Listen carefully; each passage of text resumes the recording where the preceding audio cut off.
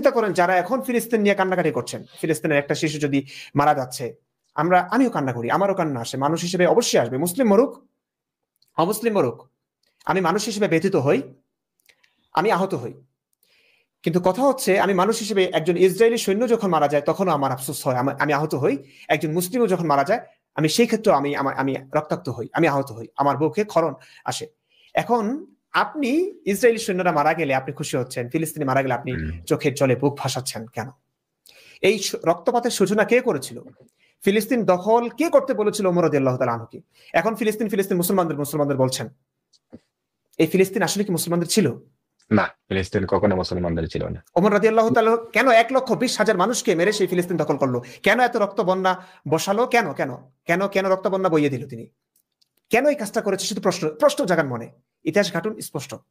আমি মিথ্যা বলছি না, সত্য বলছি, আপনারাই ঘাটাঘাটি করুন। এগুলো মুসলিমদের লেখা ইতিহাস থেকে নিয়েছি আমি। একটা কথা মারো না, ইয়ারমুকের যুদ্ধে 1,20,000 রোমান সৈন্য মারা গেল, ইহুদি খ্রিস্টান মিলেছিল। কেন মারলো? আজকে ভাই আমি জানি না, আমি বর্তমানে নিউজ খুব একটা দেখি না। ফিলিস্তিনে এই পর্যন্ত কত মানুষ মারা যেতে পারে? 50,000 প্লাস।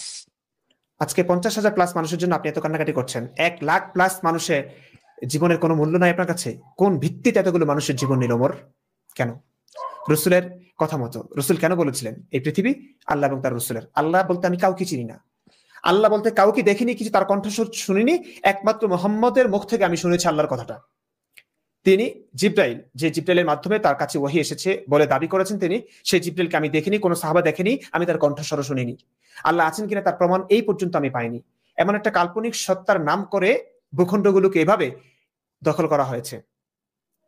একের পর এক রক্ত বন্যা বইয়ে ইতিহাস দেখুন, মুসলিমরা দখল করেছে এক একটা ভূখণ্ড। কারণ তাদের মতে, রসুলের মতে, এই জমিন হচ্ছে আল্লাহ এবং তার রসুলের। এই জন্য মুসলিমরা দখল করবে, পুরো পৃথিবী দখল করতে চাইবে। পুরো পৃথিবী দখল করবার প্রচেষ্টা তারা আছে। গাজওয়াতুল হিন্দের কথা তো বলে গেল, হিন্দুস্তান দখল করবে ওরা, মানে পুরো পৃথিবী দখল করবে। শুধুমাত্র পারছে না বলে করছে না, ওরা যদি পারতো, হামাস যদি পারতো, পুরো পৃথিবী দখল করবে। ওয়ালিল্লাহি মুলকুস সামাওয়াতি ওয়াল আরদ। আসমান এবং জমিনের মালিকানা একমাত্র আল্লাহর। আর আসমান এবং জমিনের মালিকানা যে আল্লাহর, সেই আল্লাহর খলিফা হচ্ছে মুসলিম। ইন্নী জাইলুন ফিল আরদি খলিফা। আমি পৃথিবীতে আমার প্রতিনিধি বানাতে চাই। ফেরেশতা তোমরা কি বলো? তো আল্লাহর মালিকানা যদি, ভূমণ্ডল নবমণ্ডল যদি আল্লাহর মালিকানা হয়, আল্লাহর বাদশাহত হয়, তাহলে আল্লাহর রিপ্রেজেন্টেটিভ তো এই আল্লাহর বাদশাহতের ট্যাক্স উঠাবে। ওরা তো এই জন্যই তো ওরা জিজিয়া দেয়, যে এটা হচ্ছে আমাদের প্রভুর মালিকানা, আমাদের প্রভুর, আমরা হচ্ছি তার রিপ্রেজেন্টেটিভ। অতএব তার রিপ্রেজেন্টেটিভ হিসেবে আমরা রয়্যালটি নিচ্ছি। আমরা কৃষিকাজ কেন করব? আমরা আমরা কাদাবাড়িতে কেন আমাদের গা মলিন ময়লা করব? আমরা তোমাদের কাছ থেকে রয়্যালটি নিয়ে খাবো। আমরা হচ্ছি রাজা বাদশাদের জাত। তো এখন কথা হচ্ছে, আপনি তো অনেক আলোচনা করছেন, আপনাকে একটু রেস্ট দিই আমি। তো কথা হচ্ছে, আমার দৃষ্টিতে আমার দৃষ্টিতে একটা ভূমির মালিকানা তাদেরই হয় যারা ভূমিপুত্র। যারা ভূমিপুত্র তারাই হচ্ছে ভূমির মালিক। ফিলিস্তিনের ভূমিপুত্র হচ্ছে ইসরায়েলরা, ফিলিস্তিনের ভূমিপুত্র হচ্ছে ইব্রাহিম, ফিলিস্তিনের ভূমিপুত্র হচ্ছে ইয়াকুব ইসহাক, ফিলিস্তিনের ভূমিপুত্র হচ্ছে ইয়াকুবের 12 সন্তান। ইয়াকুবের 12 সন্তান, ইউসুফ থেকে নিয়ে বানিয়ামিন পর্যন্ত, এরা হচ্ছে 12 সন্তান। ওরা হচ্ছে ফিলিস্তিনের আদি বাসিন্দা। এই আদি বাসিন্দা ওরা এখানে খ্রিস্টপূর্ব 1000 সাল আগে থেকে সেখানে বসবাস করে আসছে। আমি আগে ইতিহাসটা অবশ্য টাচ করছিলাম। 1000 বছর, খ্রিস্টের জন্মেরও হাজার হাজার বছর আগে থেকে সেখানে ফিলিস্তিনে, বর্তমান ফিলিস্তিন, ইসরায়েল যে জায়গাটাকে আমরা জানি, এই এলাকাটাকে তখন কি জানি আর একটা নাম বলতো, আমি ভুলে গেছি। হ্যাঁ, তো ওই এলাকায় তারা 1000 বছর যাবৎ বসবাস করত।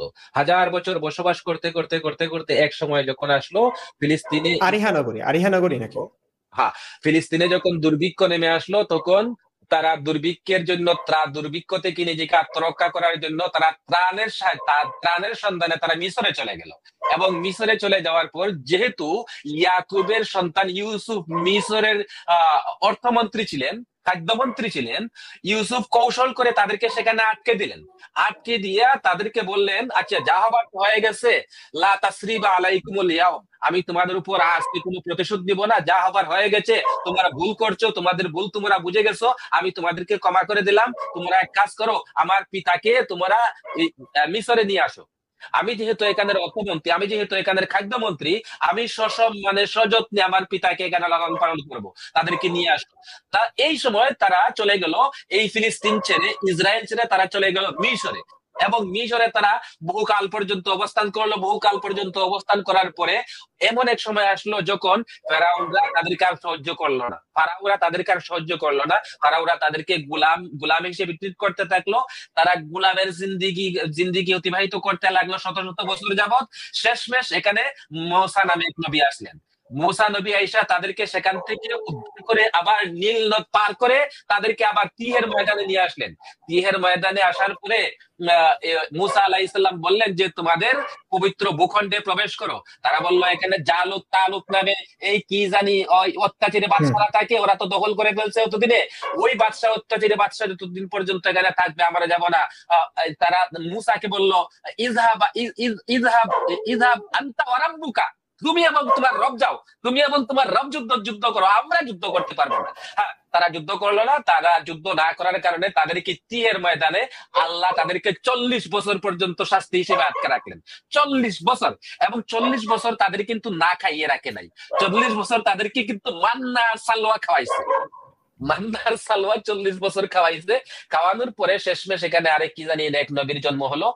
মূসা মারা যাওয়ার পরে ইউশা ইবনে নুন উনি তাদেরকে আবার বনি ইসরায়েলের ভূখণ্ডে নিয়ে আসলেন এবং তারা শেষমেশ আবার তাদের পিতৃভূমিতে ফিরে আসলো। অতএব আমার কথা হচ্ছে তারা হচ্ছে এই ইসরায়েলেরা হচ্ছে এই ইয়াকুবের বংশধররা হচ্ছে এই ফিলিস্তিনের ভূমি সন্তান, ফিলিস্তিনের আদি সন্তান, ফিলিস্তিনের ভূমি সন্তান, ফিলিস্তিনের আদি সন্তান। এই কথা কোরআনেও বলা আছে, এই কথা তাওরাতেও বলা আছে, এই কথা জাবুরেও বলা আছে। তোমরা কি করে অস্বীকার করো? ফিলিস্তিনের আদি সন্তানরা হচ্ছে ইহুদিরা। অতএব ইহুদিদের 100% মালিকানা সেখানে সত্য। কিন্তু তোমরা উড়ে এসে জুড়ে বসেছো, দখল করেছো উমরের জামানায়। 1,20,000 রোমান সৈন্যকে হত্যা করে তোমরা ফিলিস্তিন দখল করেছো, তোমরা ইসরায়েল দখল করেছো। তোমরা উড়ে এসে জুড়ে বসেছো। উড়ে এসে জুড়ে যারা বসে তারা তো কিন্তু ভূমির মালিক কখনো হয় না। তারা হয় লুটেরা, তারা হয় ডাকাত, তারা হয় দস্যু। তোমরা মুসলমান হচ্ছে লুটেরা, তোমরা হচ্ছে ডাকাত, তোমরা হচ্ছে দস্যু। তোমাদেরকে ভয় করে তারা জিজিয়া দিয়ে থাকছে। তারা হয়তো তোমাদেরকে ভয় করে সেখানকার কিছু মানুষ ধর্মান্তরিত হয়ে মুসলমান হয়ে গেছে। ধর্মান্তরিত হয়ে মুসলমান হয়ে গেলে তোমরা বলতে পারো না কি এটা মুসলমানের ভূমি।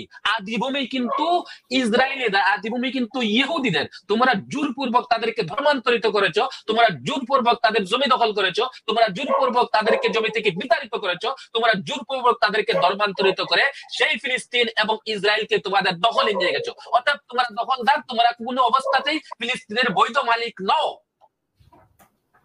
জি, সেটাই আল্লামা জাস্টিস ভাই। ফিলিস্তিন ভূখণ্ড আসলে তো ওদেরই ছিল। অন্তত 1450 বছরের ইতিহাস আমাদেরকে তাই বলে। মসজিদুল আকসা যেদিকে ফিরে আমাদের নবী নামাজ পড়তেন প্রথম, আপনি চিন্তা করুন, নামাজ মক্কায় 13 বছর, সেখানেই ফিরে নামাজ পড়েছিলেন। মদিনা যাওয়ার পর 19 মাস পর্যন্ত মসজিদে আকসার দিকে ফিরেই মুসলিমরা নামাজ পড়তেন। হঠাৎ করে আসর কিংবা জোহরের সময়ে কিবলা পরিবর্তনের ঘটনা ঘটে গেল। আল্লাহ আদেশ দিলেন তুমি এখন বাইতুল্লাহ শরীফের দিকে ফিরে নামাজ পড়ো। মানে প্রথম দিকে আল্লাহর রসুল ইহুদিদেরকে সন্তুষ্ট করবার জন্য হয়তো তাদের কিবলা মেনেছিলেন। পরবর্তীতে দেখলেন যে না, আমাকে 2টা সেকেন্ড দিবেন। এই যে এখানে বলছে কোন আয়াতে বলছে ফিলিস্তিন ইহুদিদের, এই যে আয়াত, আমি এই আয়াতটা প্রথমে রাখছি। এই আয়াতটা আমি প্রথমে রাখছি। আচ্ছা, আমি তো আমার আসল ট্যাব থেকে বের হয়ে গেছি। এই যে লোকটা বলছে যে কোন আয়াতে বলছে যে ইহুদিরা ফিলিস্তিনের মালিক। এই যে ইহুদিরা ফিলিস্তিনের মালিক, এই আয়াতে বলছে আল্লাহ চ্যাপ্টার নাম্বার 5 এর ভার্স নাম্বার 21 এ আল্লাহ কোরআনে বলছে ইয়া কাওমি দুখুলুল আরদাল মুকাদ্দাসাল্লাতী কাতাবাল্লাহু লাকুম। আরদুল মুকাদ্দাস, বাইতুল মুকাদ্দাসের ভূমি ইহুদিদের, এখানে আল্লাহ স্বয়ং নিজে বলেছে। জি, বলুন। হ্যাঁ, আর এটা তো স্পষ্ট, এই যে প্রশ্নগুলো মানুষ করে ভাইদের বোঝাই যায় ভাই ইসলাম সম্পর্কে বিন্দু মাত্র ধারণা নাই। বিন্দু মানে দলিলও বোঝেন না তারা। আপনি কিন্তু প্রথমে ইয়াদ দেখিয়েছিলেন, তাই না? আর এটা ভাবলেই তো বোঝা যায় ইসলাম ধর্মের বয়স কত, 1450 বছর প্রায়। আর ইহুদি ধর্মের বয়স কত, 3,500। স্পষ্ট না এটা? তো আল্লাহ রসুল প্রথম দিকে বাইতুল মুকাদ্দাসের দিকে ফিরে নামাজ পড়তেন। তো বাইতুল মুকাদ্দাস কাদের কিবলা ছিল? ইহুদিদের কিবলা ছিল। না জেনে ওরা মুসলিম হয় কিভাবে আমার বুঝে আসে না। মানে এইটুকু জ্ঞান যদি না থাকে একটা মানুষ মুসলিম হয় কিভাবে? আল্লাহর রসুল প্রথম দিকে কোন দিকে ফিরে নামাজ পড়তেন? বাইতুল মুকাদ্দাসের দিকে ফিরে। হ্যাঁ, এটা ইহুদিদের কিবলা ছিল, ইহুদিদের কিবলা। পরবর্তীতে ইহুদি এবং মুসলিম জাতিকে আলাদা করেছেন আল্লাহ, সূরা বাকারা আয়াত আলাদা করে দিয়েছে, কিবলা পরিবর্তনের ঘটনা ঘটেছে। তারপর থেকেই না বাইতুল্লাহ শরীফের দিকে ফিরে নামাজ পড়া শুরু হয়েছে। তো আল্লাহ এটা আলাদা করে দিয়েছেন, ইহুদিদের কিবলা হচ্ছে বাইতুল মুকদ্দাস আর মুসলিমদের কিবলা বা বাইতুল্লাহ কাবা। তো তারপরে ওই বাইতুল মুকদ্দাস দখল করবার চেষ্টা কেন? প্রশ্ন তো এখানে, ইহুদিদের কিবলাকে দখল করবার প্রচেষ্টা কেন আল্লাহ তো আলাদা করে দিয়েছেন। قد نرى تقلب وجهك في السماء فلنولينك قبلة ترضاها فولي وجهك شطر المسجد الحرام, আছে না কোরআনে? আল্লাহ আলাদা করে দিয়েছেন, তারপরে কেন? তো এইটুকু না জেনে এরা এই প্রশ্নগুলো করে। কয়টা কথা বলবো ভাই, এই যে কিছু প্রশ্ন দেখছি আমি প্রশ্নগুলো দেখি, কয়টা কথা বলবো আসলে? শুধু বলবো যে ভাই সঙ্গে থাকুন এবং কন্টেন্ট গুলো দেখবেন, কারণ একটা লাইভে সব বিষয়ে আলোচনা করা যায় না, এক কথা থেকে আরেক কথা লাফালাফি করতে হয় আপনাদের প্রশ্নের কারণে। তো সমস্ত প্রশ্নের উত্তর আসলে দেওয়া সম্ভব না। তো প্রশ্নগুলো শুনে বুঝতে পারছি ভাই আপনারা ইসলাম যে মানছেন, কিংবা মুমিনরা নাকি অমুসলিমরা প্রশ্ন করছে আমি জানি না, মুমিনদের প্রশ্নগুলো মানে কিচ্ছু না জেনে এরা মুসলিম, এইটুকু জানে না ওরা মুসলিম। তো যা হোক, এখন যেটা বলছিলাম, ফিলিস্তিন যে ওদের ছিল এটা স্পষ্ট, এটা কোরআন থেকে প্রমাণিত, হাদিস থেকে প্রমাণিত, ইতিহাস স্পষ্ট, ফিলিস্তিন ভূখণ্ড ওদের ছিল। এর আগের ইতিহাস অবশ্য ভিন্ন কথা বলে, কেনানীরা প্রথম অধিবাসী ছিল, তারপরে বর্তমান ইহুদিরা আসলো। কিন্তু একটা সময় আমি যেটা বলেছি আমার আসলে ভিডিওতে স্পষ্ট করা হয়েছে, ধরুন আল্লামা জাস্টিস ভাই, ফিলিস্তিন ভূখণ্ডে প্রথমে কেনানীরা ছিল, এর আগে প্রাগৈতিহাসিক বলে সেটা তখন লিখিত অবস্থায় নাই, লিখিত আকারে নাই সেই ইতিহাসটা।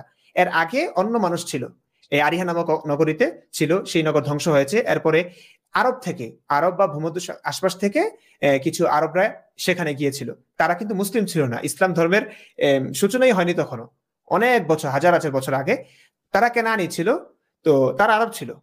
তো আমরা যদি ইতিহাস লিখিত হবার পর ইতিহাসের কথা বলি, তাহলে কিন্তু ফিলিস্তিন ভূখণ্ডের প্রথম বৈধ উত্তরসূরি কিন্তু কেনানীরা, যারা আরব, এটা বলা যায়। কিন্তু এটা দিয়ে আপনি কি প্রমাণ করতে চান? কিন্তু এর পরবর্তীতে যারা মুসলিম না, মুসলিম ছিল না, পৌত্তলিক মুসলিম ছিল, তো ছিল যে না, পত্তলিক পৌত্তলিকদেরকে ছিল। রাসূল মারবার আদেশ দিয়েছেন, ফাকুতুলুল মুশরিকিনা হাইসু ওয়াজাদতুমুহুম ওয়াখুযুহুম ওয়াকতুলুহুম ওয়াকউদু লাহুম কুল্লা মারসাদ।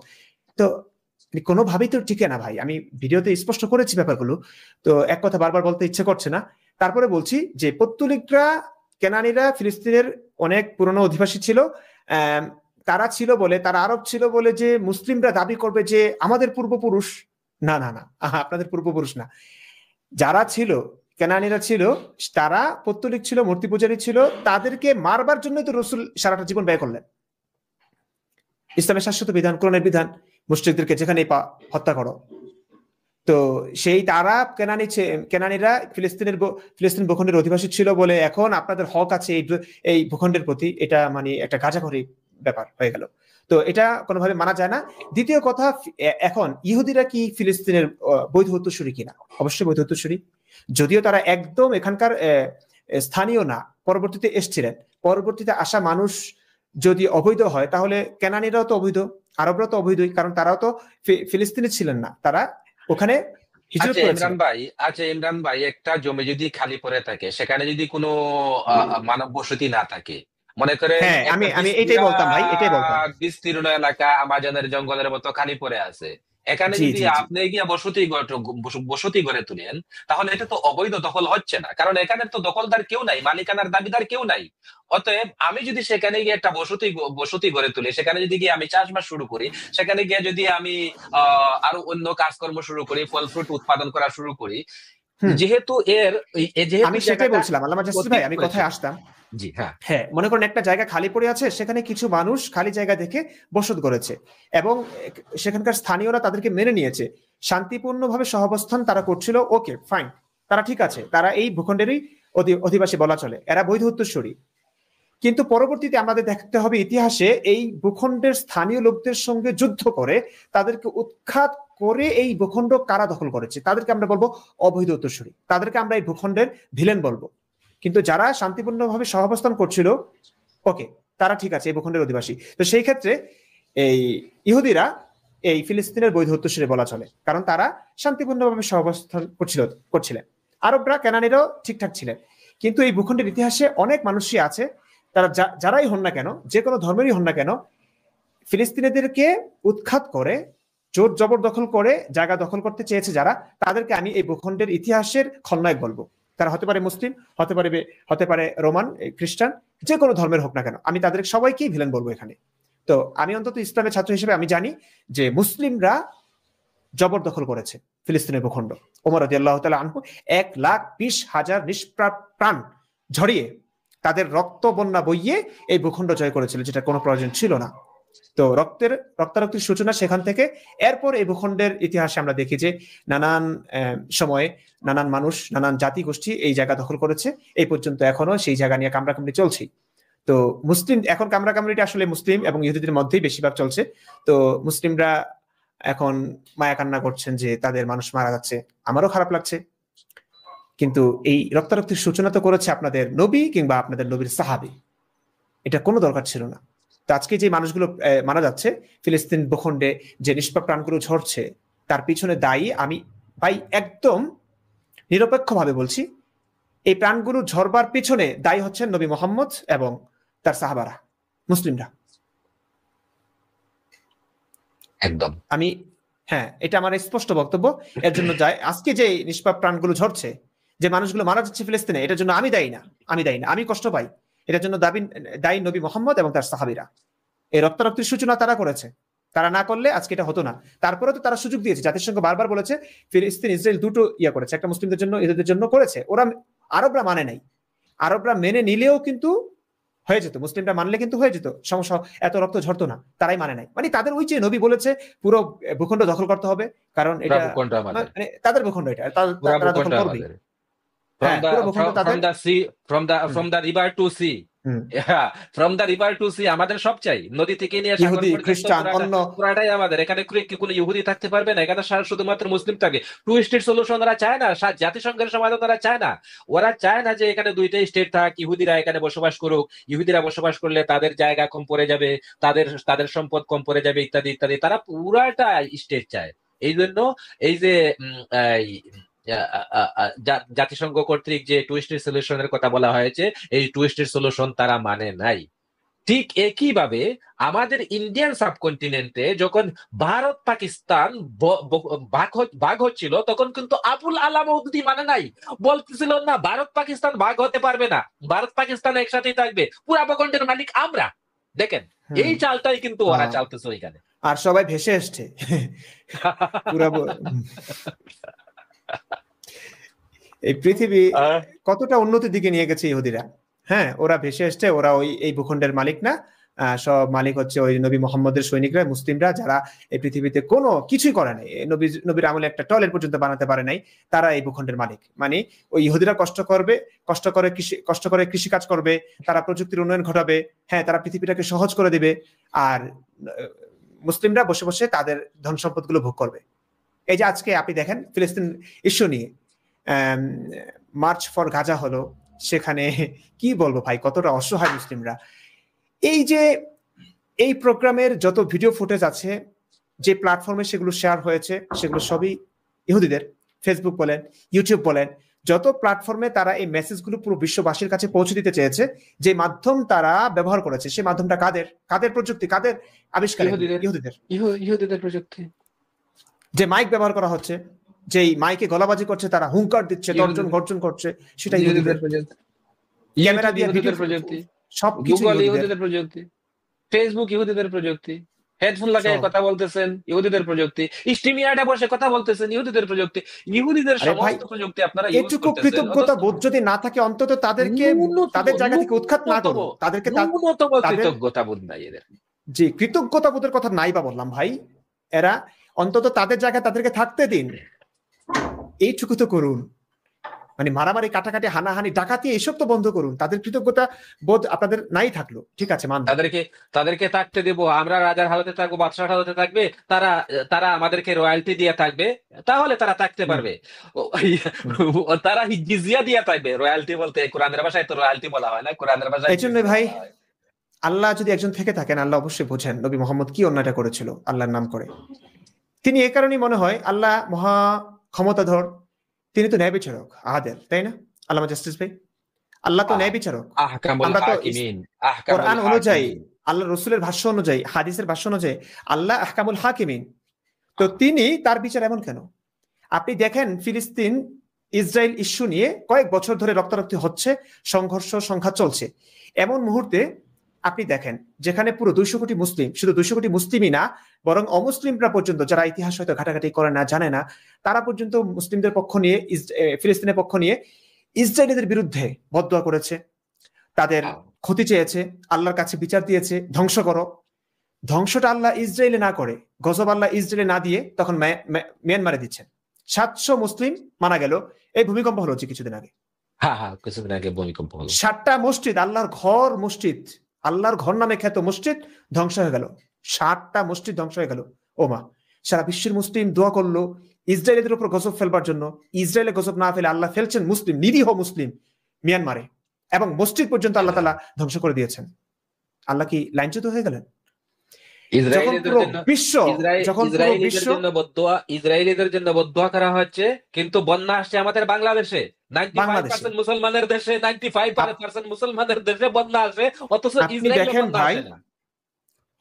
তারপরে তুরস্কে কিছু, হ্যাঁ, তুরস্কের মতো একটা মুসলিম অধ্যুষিত দেশ, সেই দেশের চূর্ণ বিচূর্ণ হলো ভূমিকম্পে, 43,000 নিহতের সংখ্যা ছাড়িয়েছে। ওমা, যখন যেই সংকীর্ণ মুহূর্তে পুরো বিশ্বের মুসলিম মায়া কান্না করে, কান্নাকাটি করে আল্লাহর কাছে গজব ফেলবার দোয়া করছেন ইসরায়েলদের বিরুদ্ধে, সেই মুহূর্তে আল্লাহ গজব ফেলছেন তুরস্কের মতো একটা মুসলিম প্রধান দেশে। আল্লাহ লাইনচ্যুত হয়ে গেলেন। এমনকি আপনি অবাক হবেন ভাই, আমি একটা ভিডিও বানিয়েছি, সেখানে দেখা যাবে কথাগুলো, তারপরে বলছি। একটা ক্ষেপণাস্ত্র ছোড়া হলো ইসরায়েলিদেরকে কেন্দ্র করে সেদিকে, সেটা ভুল জায়গায় চলে গেল আরবে। যাই চেষ্টা করলো মুসলিমরা, ক্ষেপণাস্ত্র ছুড়লো ইসরায়েলের দিকে, নিউজে দেখলাম আমি, সেই ক্ষেপণাস্ত্র পড়লো ইসরায়েলে না পড়ে পড়লো আরবে। পুরোপুরি বান্দা চেষ্টা করছে, তাতেও আল্লাহ ঘুরিয়ে দিচ্ছে। তো আল্লাহ একজন থেকে থাকলে আল্লাহ হয়তো লাইনচ্যুত হয়ে গেছেন, নয়তো আল্লাহ জানেন, সবকিছু জানেন, তার নাম করে কত কত মানুষ কত অন্যায় অবিচার করেছে, কত জুলুম নির্যাতন নিপীড়ন চালিয়েছে কিছু নিষ্পাপ মানুষের ওপর, জাতিগোষ্ঠীর ওপর। সেজন্য আল্লাহ হয়তো এত 200 কোটি মুসলিমদের কান্না শুনছেন না। একটা নিষ্পাপ শিশু যখন আল্লাহ আল্লাহ জপে কান্না করছে, আল্লাহ বাঁচা, সেভ করো, রক্ষা করো, আল্লাহ সেই নিষ্পাপ শিশুর কান্নাও শুনছেন না। আমি কি এইটুকু সংশয় প্রকাশ করতে পারি না যে আল্লাহ আসলে নাই? কিংবা আল্লাহ যদি থেকে থাকেন তাহলে শুধুমাত্র মুহাম্মদের কথায় কিংবা ইতিহাসে এই নামটা নিয়ে যারা শুধু ব্যবসা করেছে, নিজেদের অস্তিত্বের লড়াই করেছে, হ্যাঁ, শুধুমাত্র তাদের মুখেই আল্লাহ নামটার অস্তিত্ব ছিল। ইমরান ভাই, আল্লাহ যদি থাকতো তাহলে আল্লাহ যেসব প্রতিশ্রুতি দেয় সেসব প্রতিশ্রুতি তিনি পূর্ণ করতো। দেখেন, আল্লাহ কিন্তু বারবার প্রতিশ্রুতি দিছে, ওয়াকানা হাক্কুন আলাইনা নাসরুল মুমিনিন, আমার উপরে অবধারিত অপরিহার্য কর্তব্য মুসলমানদেরকে সাহায্য করা, আমার উপর অবধারিত কর্তব্য। আল্লাহ নিজের উপর এটাকে অবধারিত করে নিয়েছেন। দ্যাটস মিন আল্লাহ একটা প্রমিস দিয়েছেন মুসলমানদেরকে, যাও তোমরা যুদ্ধে যাও, আমি তোমাদের সাহায্যের জন্য রেডি আছি, আসমান থেকে ফৌজ পাঠিয়ে দেব তোমাদের সাহায্যের জন্য। কিন্তু আল্লাহ এইসব প্রতিশ্রুতি দেওয়ার পরে আল্লাহ কিন্তু সেই সব প্রতিশ্রুতি রক্ষা করে না। আল্লাহ কুরআনে বলছে, ওয়াকাতিলু আইম্মাতাল কুফর, কাফিরদের লিডারদেরকে হত্যা করো। কিন্তু হত্যা হয় কোন লিডার? ওই যে হিজবুল্লাহ লিডার নিহত হয়, ওই যে হামাজের লিডার নিহত হয়, ওই যে ইরানের প্রেসিডেন্ট নিহত হয়, ভাই ওই যে কাসেম সুলেমানি নিহত হয়। এরা তো বড় বড় লিডার মুসলমানদের।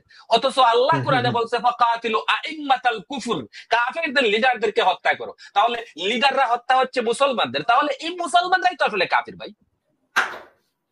সেটাই। অনেক কথা বলা হলো আসলে। কিছু প্রশ্ন দেখলাম, ভাইদের প্রশ্ন, মানে তাদের জট খুলতে আসলে কত সময় যে লাগবে, এই নতুন নতুন ভিডিও লাগবে এইসব। কারণ এখনো কিছু মানুষ আমাকে কিছু প্রশ্ন, আমি আল্লামা জাস্টিস ভাই, আপনি কি প্রশ্নগুলো দেখছেন আমাদের প্রশ্নগুলা মাঝে মধ্যে আমি দেখি, বাট হ্যাঁ, আমি আমার চোখে পড়ে। প্রশ্নের দিকে আসলে যদি আমরা করি, মানে ফোকাস করি, তাহলে আমাদের আলোচনা থেকে আমরা ডিরিল হয়ে যাই। এই জন্য হ্যাঁ, সেটাই তো, এই জন্যই বলছি বারবার যে আপনাদের সকল প্রশ্নের উত্তর নিয়ে ভিডিও হবে, আপনি যদি মোস্ট ইম্পর্টেন্ট কোন প্রশ্নের উত্তর দিতে চান, রেসপন্স করতে চান, করেন। আমি তো মাঝে মধ্যে একটা বিষয়, অনেকগুলো প্রশ্ন দেখলাম যে একটা জিনিস মোস্ট ইম্পর্টেন্ট হয়ে গেছিল, আমি হাইলাইট করে ফেলছিলাম। আচ্ছা, আমার ওই প্রশ্নটা চলে গেছে, আমি একটু আগে দেখেছিলাম ইব্রাহিমের। আচ্ছা, একটু ক্লিয়ার করি ব্যাপারটা।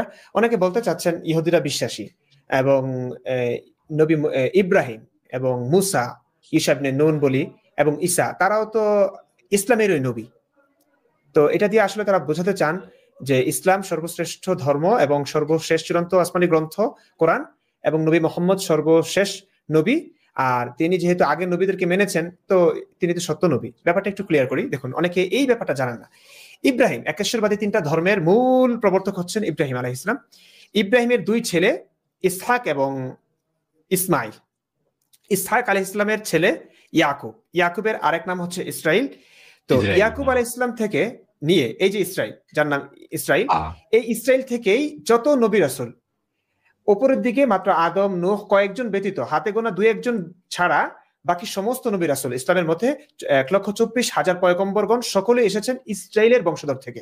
অর্থাৎ ইব্রাহিমের দুই পুত্রের এক পুত্র ইসরাইল, ইসহাক, ইসহাকের পুত্র ইয়াকুব, তারই আরেক নাম ইসরাইল। সেই ইসরাইল থেকেই সমস্ত নবী রাসূলগণ এসেছেন, এই জন্য তাদেরকে বনি ইসরাইল বলা হয়।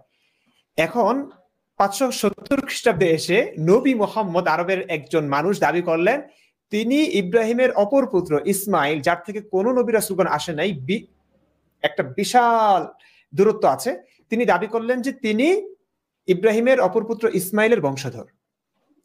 এখন এটা কে বলেছে? মোহাম্মদ বলেছে। এই দাবি কে করেছে? মোহাম্মদ নিজে করেছে। তার কোনো প্রমাণ আছে কিনা? নাই। ইহুদিরা কি এটা মেনে নিয়েছে? কিছু মানুষ মেনেছে, অধিকাংশরাই জ্ঞানীগুণীরাই মেনে নেন নাই। তার মানে নবী মোহাম্মদের একান্তই নবী মোহাম্মদের দাবি এটা। তা আপনি কি বোঝাতে চান আমি বুঝি না।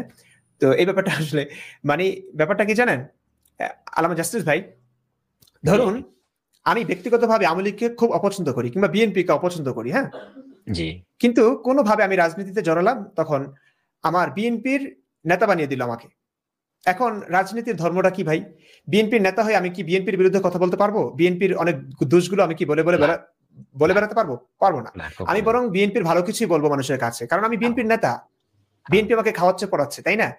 ইসলাম ধর্মের নবী মানে নবী মোহাম্মদ তো অত্যন্ত ধুরন্ধর ছিলেন, খুবই বুদ্ধিমান ছিলেন, খুবই চালাক ছিলেন, এইটুকু জ্ঞান ছিল তার। অবশ্য অনেক জায়গায় ফাঁক ফোকর রয়ে গেছে, এই যেগুলো শুনলে বোঝা যায় আসলে নবী একদম একদম কাঁচা লোক ছিলেন, নইলে এইভাবে ধরা পড়ে যায়।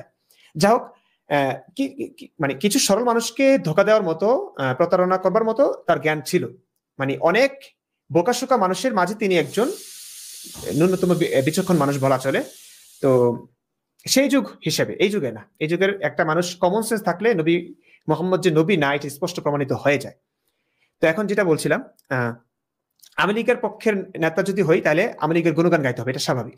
তো নবী মোহাম্মদ যখন দেখলেন যে ইহুদিরা অলরেডি তাদের বনি ইসরাইল থেকে একজন শেষ নবীর অপেক্ষা করছে, ওইটা ওদের অন্ধবিশ্বাস হতে পারে, অনেক কাহিনী হতে পারে, তখন নবী দাবি করলেন যে আমি সেই শেষ নবী, আমি সেই মানুষ। কিন্তু এটা তো ওরা মেনে নেয় নাই, যারা অপেক্ষা করছিল একজন মানুষের রক্ষাকর্তার, তারাই তো এটা মেনে নেয় নাই। তো এটাতে কি বোঝাতে চান যে নবী আগের সমস্ত নবী রাসূলকে মেনেছেন বলে ইসলামের নবী তারা? হ্যাঁ, এটা মেনে নিয়েই তো নবীগিরি দেখিয়েছে, নইলে তো পারতেন না। কারণ তখনকার এই যে ইহুদি খ্রিস্টান যারা ছিল, তাদেরকে যদি বলতো যে মানে লিঙ্কটা যদি না ধরতেন যে এই ধারাবাহিকতা, নবী ইব্রাহিমের অপর ছেলে ইসমাইলের বংশধর যদি নিজেকে দাবি না করতেন, তাহলে তো নবীকে কেউ মানতই না, কেউ মানতো না নবীকে। তো এই জন্য মানে এইখানে একটা চালাকি করেছে যে আমি ইব্রাহিমের অপর পুত্র ইসমাইলের বংশধর, আমি শেষ নবী, ব্যাস। আর আগের সমস্ত নবী রাসূলকেও মেনেছেন, যাতে করে অলরেডি এদের প্রতি যাদের সম্মান ছিল সমাজে, ইহুদি খ্রিস্টানরা তাদেরকে নবী মানতেন, বিশ্বাস করতেন, শ্রদ্ধা করতেন, তো তাদেরকে মেনে নিয়ে তিনি নবীগিরি দেখিয়েছেন। আশা করেছিলেন এই ইহুদি খ্রিস্টানরাও তাকে মানবে, কিন্তু তারা মানে নাই। তারপরেই কল্লা কাটাকাটি শুরু হয়ে গেছে। আল্লামা জাস্টিস ভাই, আরেকটি ক্লিয়ার করি। ধরুন আমি এখন নবী দাবি করলাম। এখন আমি আগে যে সমস্ত মহান মানুষদেরকে নবী হিসেবে বিশ্বাস করত লক্ষ কোটি মানুষ, আমি তাদেরকে বাদ দিয়ে আমি কি নিজেকে নবী দাবি করতে পারবো? না, এটা আমার জন্য শোভনীয় না, কিংবা ফলপ্রসূ হবে না। আমি কি করব? আমি যদি এখন নিজেকে নতুন একজন নবী দাবি করি, আমি কি করব? আগের যারা নবী আছেন, যাদেরকে এখনকার মানুষ যেমন মুসলিমরা সম্মান করছেন, তারপরে হচ্ছে ইহুদি খ্রিস্টানরা তারা তাদের নবীকে সম্মান করছেন, বিশ্বাস করছেন, তো আমি তাদেরকে নবী হিসেবে মানবো। হ্যাঁ, তারাও আল্লাহ, যে আল্লাহ তাদেরকে নবী বানিয়েছেন, তিনি আমাকে নবী বানিয়েছেন, ব্যাস হয়ে গেল। এটা দুনিয়ার নিয়ম। সিঁড়ি দিয়ে উঠতে হলে স্টেপ টু স্টেপ উঠতে হয়, লাফ দিয়ে হঠাৎ করে লাফ দিয়ে আকাশে উঠা যায় না। এতটুকু বোঝার ক্ষমতা থাকা উচিত ভাই। আপনি নদী পার হতে হলে নদীর রাজা কুমিরকে অবশ্যই প্রণাম করতে হবে, না হলে আপনি নদী পার হতে পারবেন না। দ্যাটস মিন তাকে সমীহ করে নদীটা পার হতে হবে, না হলে আপনি নদীটা পার হতে পারবেন না। একজন বলছেন অ্যামেজিং লাইফ, তিনি বলছেন ভাই আপনাদের মাদ্রাসায় পড়াশোনায় হাদিস ঠিক কখন পড়ানো হয়? এই যে খুব গুরুত্বপূর্ণ প্রশ্ন, আসলে প্রশ্নের উত্তর দিতে গেলে অনেক দীর্ঘ হয়ে যাবে, কথা অন্যদিকে চলে যাবে, তারপরে আমি বলছি, বেশিক্ষণ থাকবো না আর। আহ, ভাই এটা খুব দুঃখজনক ব্যাপার, মাদ্রাসা কমি মাদ্রাসাগুলোতে আপনি দেখেন আমরা হেফজ তো পড়ি, এক একজন এক এক, আমি 1 বছর 1.5 বছরে হেফজ শেষ করেছি, 1-1.5 বছরে, 1 বছর কয়েক মাস যেন লেগেছে, অনেকের 3-4 বছর লাগে, 5-6 বছর লাগে অনেকের, আবার এর চাইতে 1 বছরের আগে অনেকে হেফজ শেষ করে ফেলে, তারপরে কিতাবখানায় পড়ে, কিতাবখানায় মানে খুসুসি জামাত থেকে তাইসির জামাত থেকে দাওরা পর্যন্ত আরবি ব্যাকরণ শেখা হয়, অনেক কিছু শেখানো হয়, মাঝখানে ফার্সি শেখানো হয়, উর্দু শেখানো হয়, কয়েকটা কিতাব পড়ানো হয়, তারপরে গিয়ে মেশকাতে গিয়ে কিছু হাদিস পড়ানো হয়, মেশকাত শরীফ। দাওরাতে গিয়ে শুধু আপনি চিন্তা করেন, একদম শেষ বছর গিয়ে সিয়াসিত্তা 6টা প্রসিদ্ধ। আরে ভাই হাদিস পড়ানোর গল্প যদি বলি তাহলে কি হাদিস পড়ানো হয় ভাই? قال حدثنا قال حدثنا قال حدثنا قال حدثنا وبه قال حدثنا محمد بن بشار قال حدثنا, এই যে ভাবে ভাই বিশ্বাস করেন আপনি কোন একটা মাদ্রাসায় বুখারী কোন হাদিসের কোনো ব্যাখ্যাও নাই, কোন হাদিসের কোনো এক্সপ্লেনেশনও নাই, শুধু قال حدثنا শুনতে থাকো সকাল থেকে সন্ধ্যা পর্যন্ত قال حدثنا قال حدثنا قال حدثنا قال حدثنا এই কথা শুনতে শুনতে আপনার কান জ্বালা ফালা শেষ। মানে কান দিয়ে শুধু শুনবেন, এগুলো এভাবে হাদিস পড়া হয়, এভাবে গবেষণা হয়? গবেষণা তো দূরের কথা ভাই, তর্জমা তো 50 জন। আমাদের দাওরা হাদিসে ফরিদাবাদ মাদ্রাসায় আমরা আমাদের এর আগের বছর অনেক ছাত্র ছিল, 1800-1900 ছিল আমাদের সময়, যেহেতু হায়াতুল উলিয়া হয়েছে, মানে বেফাকের অধীন ছেড়ে আমরা সরকারিভাবে পরীক্ষা দিয়েছি, তো সেক্ষেত্রে অন্যান্য মাদ্রাসায় অনেক ছাত্র চলে গেছে, কারণ প্রত্যেকটা মাদ্রাসায় হায়াতুল উলিয়া আছে, তো তখন ছাত্র কমে গেছে। 1200 ছাত্র মনে করুন একসঙ্গে একটা ক্লাসে আমরা 1200 ছাত্র বসতাম। ভাই বিশ্বাস করবেন, এগুলো প্রত্যেকটা মাদ্রাসার ছাত্ররা বুঝবে যে আমি মিথ্যা বলছি না। 1200 ছাত্রের মধ্যে 50 জন ছাত্র পাবেন না যারা অনর্গল আরবি পারেন, আরবি বোঝেন। বাকি 1100-1150 ছাত্র তারা আরবি ঠিকঠাক মতো বোঝেন না, সেই তাদের কাছে এই যে ওয়াবিহি ক্বালা হাদাসানা মুহাম্মদ ইবনে বাশশার ক্বালা হাদাসানা, এই যে এভাবে পড়ানো হয় ভাই, এভাবে আরবিগুলো পড়ানো হয়। মানে এভাবে যদি এভাবে দ্রুত যদি বাংলাও পড়া হয়, বাংলাতেও কেউ বুঝবে না ভাই, বাংলাতেও কেউ বুঝবে না। ওই যে আপনারা তারাবি নামাজ পড়েন, তো তারাবিতে গ্রামাঞ্চলে বেশি অনেক তাড়াতাড়ি পড়ানো হয়, 1 পৃষ্ঠা এটাই হচ্ছে এভাবে। তো আরবি মানে বেস্ট এক্সাম্পল, তারাবির নামাজে বোঝা যায় না, এবারটাই হ্যাঁ যা পড়া হচ্ছে এবারটাই বোঝা যায় না, সেখানে অর্থ তো দূরের কথা। প্রথম সাময়িক পরীক্ষা পর্যন্ত মোটামুটি তাকরির হয়, ওই কিতাবত তাহারাত, বুঝতে পারছেন ভাই, ওয়াহি তেমন কিছু না। শেষ দিকে যখন গুরুত্বপূর্ণ যুদ্ধ বিগ্রহ এগুলো, শেষ দিকে যে গুরুত্বপূর্ণ ইয়াগুলো আছে ওইগুলোতে মনে করেন তাকরির কিচ্ছু হয় না, শুধুমাত্র একবার করে কিতাবটা শেষ করতে হবে, সেই জন্য এমনি পড়ানো হয়, ক্লাসে শুধুমাত্র তেলাওয়াতের ফয়েজ আর বরকতটা হাসিল করতে হবে। হ্যাঁ, বরকত হাসিল করতে হবে, এইটুকুই। এই যে এইভাবে পড়ার মধ্যে কত আকাম কুকাম যে নবী সাহাবীদের চলে যায়, কে বুঝে কার কথা? প্রশ্ন যে করবো আমরা, প্রশ্ন কি করা যায়, যেখানে অর্থটা পর্যন্ত বলে দিচ্ছে না, অর্থ বুঝতেও পারছে না, ব্যাখ্যা বিশ্লেষণ তো দূরের কথা, হ্যাঁ সেখানে প্রশ্ন করব কিভাবে? এই যে পরবর্তীতে মনে হলো যখন একা একা সবকিছু পড়লাম, তখন মনে হলো কি রে, এখন অনেকেই প্রশ্ন করবে তাহলে আপনারা না বুঝে পড়ে পাস করেন কিভাবে? পাস করার একটা ওয়ে আছে, ওই যে দর্শে মিশকাত নামে কিছু দর্শের আছে, মিশকাত ভাই পাস করা কি বলবো, মাদ্রাসার দর্শে মিশকাত পড়ে ফেলেন আপনি পাস, আপনার হাদিস কুরআন আর কিছুই পড়া লাগবে না, এর মাঝে সব আপনার প্রশ্নের উত্তর আছে, হয়ে গেছে। মানুষ যে কি প্রশ্ন করে, আল্লাহ যদি নাই থাকে তাহলে মানুষের স্বপ্ন তো হয় কেন?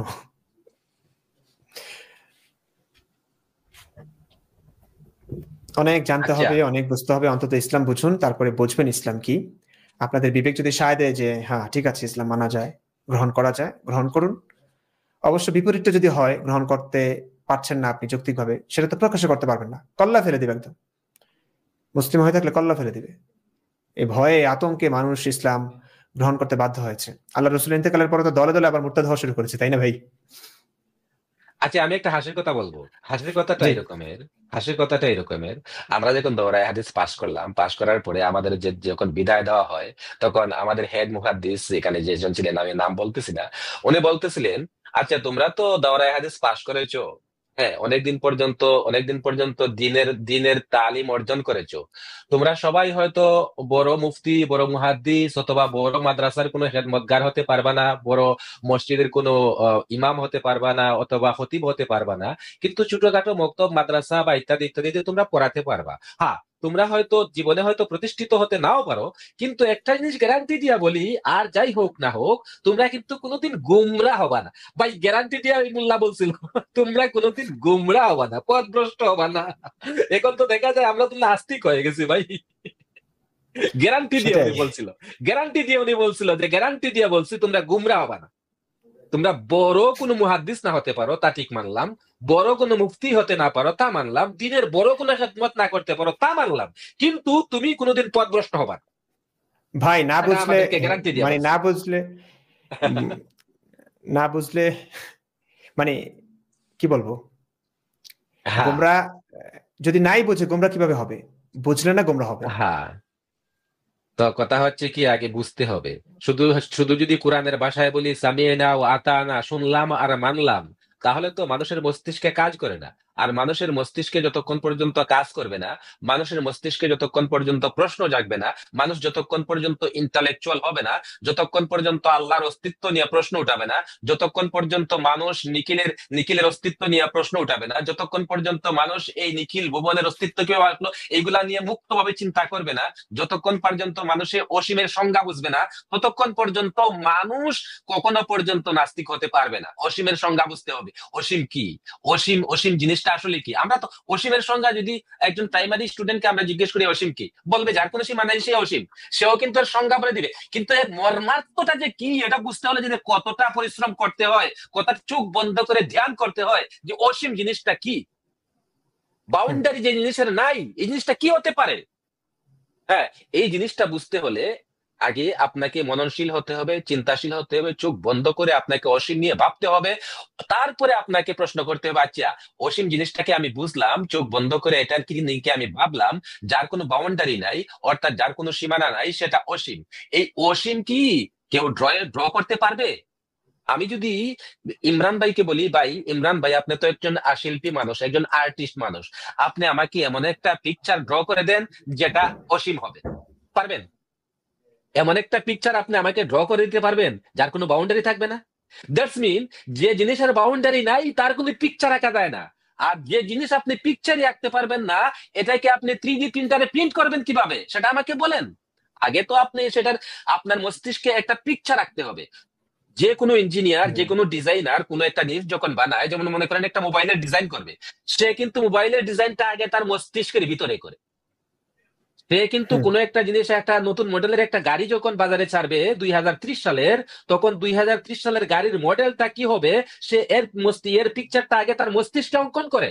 মস্তিষ্কে অঙ্কন করার পরে সফটওয়্যারে সেটাকে অঙ্কন করে, তারপরে সেটাকে প্রিন্ট করে, তারপরে প্রিন্ট আউট করে, তারপরে কারখানার লোকজনের কাছে বুঝায় দেয় যে আমার 2030 সালের ফেরারি গাড়ির মডেলটা হবে এই রকমের, কালারটা হবে এই রকমের, মিররটা হবে এই রকমের, টায়ারটা হবে এই রকমের। হ্যাঁ, তো একটা জিনিস যদি আপনি পিকচোগ্রাফি করতে পারেন, সেটার অসীম থাকে না, সেটা সসীম হয়ে যায়।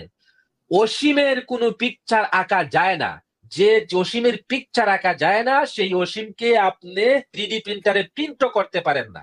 আর যে জিনিস আপনি প্রিন্ট করতে পারেন না, যে জিনিসের পিকচার আঁকতে পারেন না, এই জিনিসের নামই হচ্ছে অসীম মহাশূন্য।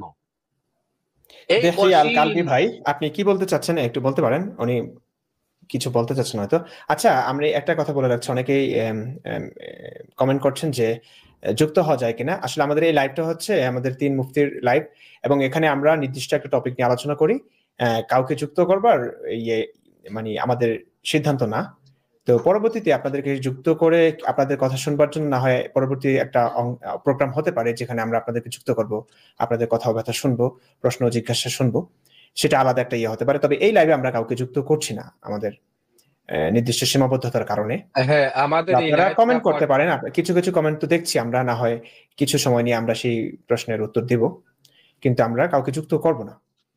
হ্যাঁ, আমাদের এই লাইভটা পডকাস্ট টাইপের লাইভ, নলেজ ভিত্তিক লাইভ, এটা রেফারেন্স ভিত্তিক লাইভ হয়। আমরা যদি এখানে কাউকে যুক্ত করি তাহলে আমাদের যে মূল আলোচনা, এই মূল আলোচনা থেকে আমরা ডিরিল হয়ে যাব। মানুষকে আমাদের মেসেজ পৌঁছাতে পারবো না, আমাদের মেসেজটা মানুষ পর্যন্ত পৌঁছে দেওয়ার জন্য এটা আমরা পডকাস্ট করি। আমাদের সাথে যদি কেউ বিতর্ক করতে চান, আমরা অফার করে রাখি। ইয়াহিয়া কালবি ভাই খুব সুন্দর বলেছেন, ওই যে ওনার মেসেজটা যদি একটু পড়েন কমেন্টটা। যে হাইলাইট করেন দেখি, আমি দেখি নাই আসলে, খেয়াল করি নাই। আচ্ছা আচ্ছা, একটু আবার চলে গেল উপরে। হ্যাঁ, এই যে আমি বলতে চাইছি আপনারা কোরআনের উল্লেখিত 24 জন নবীর জীবন নিয়ে রিসার্চ করুন, ওদের স্টোরিগুলো প্ল্যান্ট করে মোহাম্মদের লাইফ বানানো হয়েছে। হ্যাঁ, এটা এটা সুন্দর, এটা এক কথায় উনি বলে দিয়েছেন, খুব সুন্দর বলেছেন আপনি। তো আচ্ছা, আচ্ছা আল্লামা জাস্টিস ভাই, আপনার আর আচ্ছা, কিছু কথা আছে? আরো তো কথা অনেক তো কথা আসলে শেষ হয় না, এগুলো আচ্ছা আমাদের আচ্ছা, টপিক ইহুদি ছিল বিদ্বেষ, আমাদের কথা ছিল ইহুদি ইহুদি বিদ্বেষ। বিদ্বেষ নিয়ে কথা হবে। আচ্ছা, আমি সংক্ষেপে আমি কিছু রেফারেন্স ভিত্তিক আলোচনা করে ফেলি, আবার মানুষে বলবে যে আমরা শুধু হাওয়া হাওয়া আলোচনা করলাম, কোনো রেফারেন্স শো করলাম না।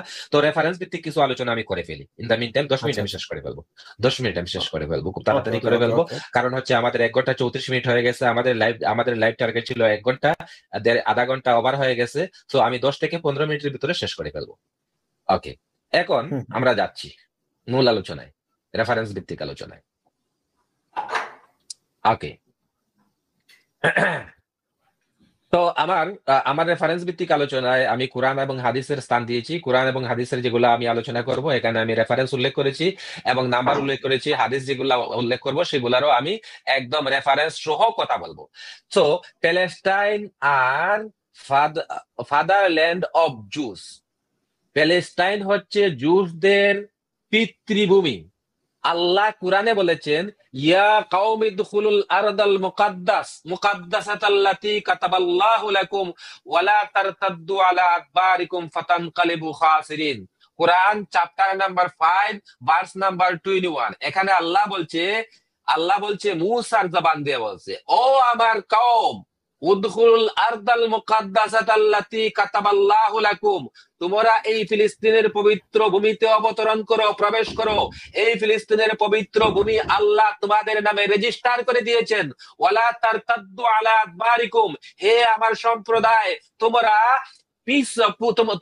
তোমরা পিঠ প্রদর্শন করে পলায়ন পর হবে না। ফাতানকালিবু খাসিরিন, তোমরা যদি পিঠ প্রদর্শন করে পলায়ন পর হও তাহলে তোমরা ক্ষতিগ্রস্ত হবে।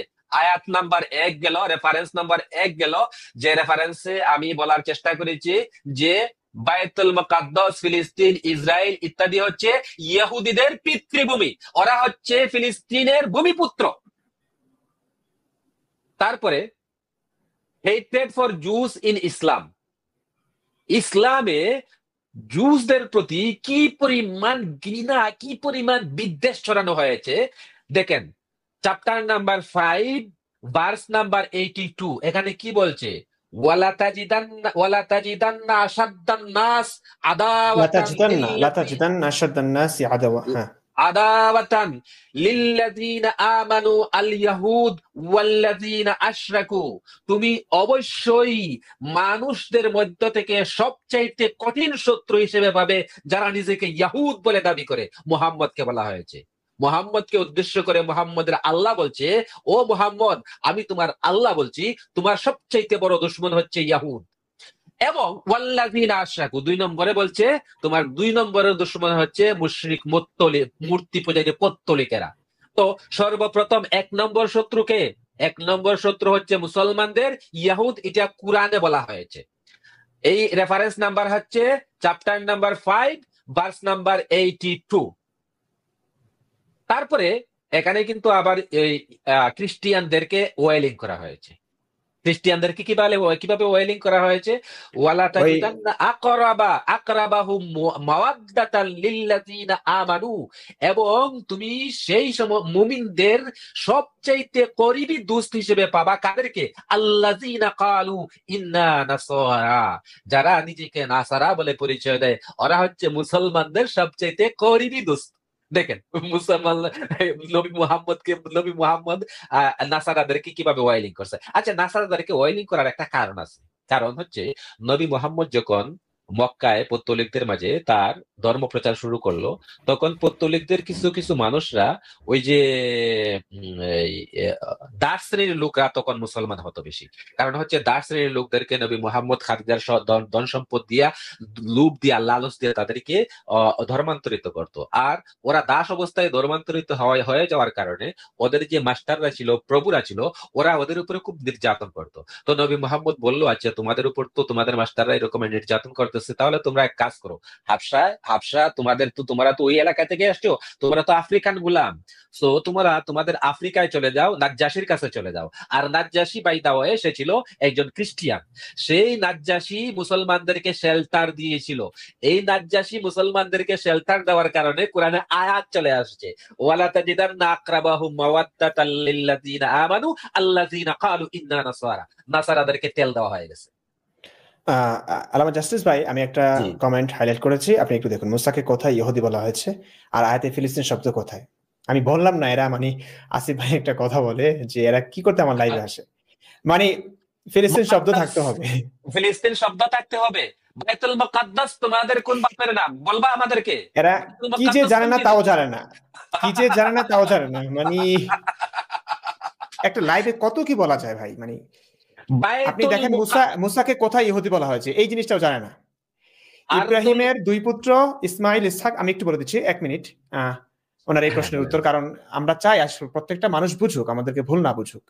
দেখেন মানে ওনার কনফিডেন্স কোন লেভেলের, কেমনে বলা হয়েছে। আরেকটাতে বলা হয়েছে নাস্তিকরা মানে কেমন যেন বলেছে আর কি, গালি দিয়ে। যাই হোক, আমি ওইটা দেখালাম না।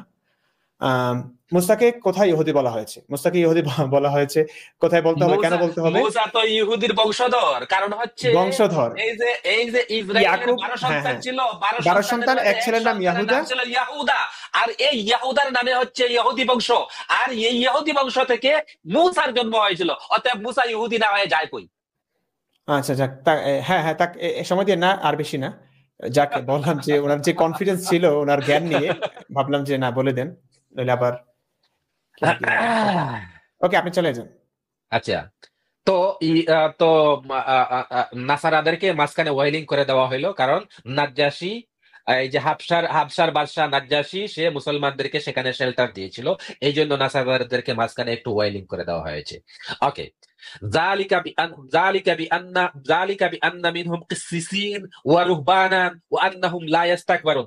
নাসারাদেরকে আরো গ্লোরিফাই করা হয়েছে যে নাসারারা এত ভালো কেন, নাসারারা তোমাদের এত করিবি বন্ধু কেন?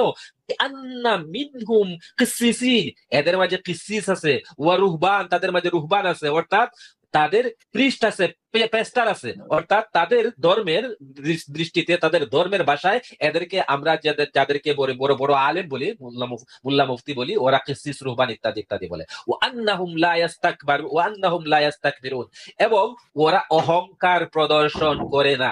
কত ওয়াইলিং ভাই, ওয়াইলিং এর কোনো শেষ নাই।